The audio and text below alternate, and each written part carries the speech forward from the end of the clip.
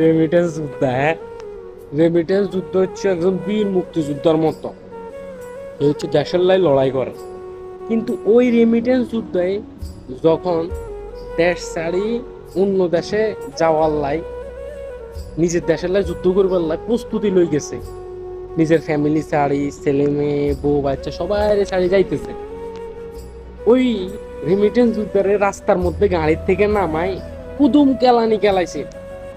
কেলানির পরে তার হাতের পাসপোর্ট এবং কি হাতের টিকিট সবকিছু ছেড়ে হালা দিছে।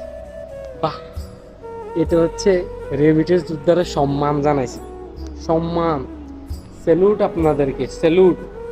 আমি একজন রেমিটেন্স যুদ্ধ হয়ে আপনাদেরকে স্যালুট জানাই, কারণ এরকম ভাবে আপনারা আমাদেরকে গ্রহণ করতেছেন। ধন্যবাদ। আপনাদেরকে ধন্যবাদ দিয়ে ছোট করবো না, থ্যাংক ইউ দিয়ে বড় করে দিলাম। আপনাদের সবাইকে লাল সালাম, কারণ আপনারা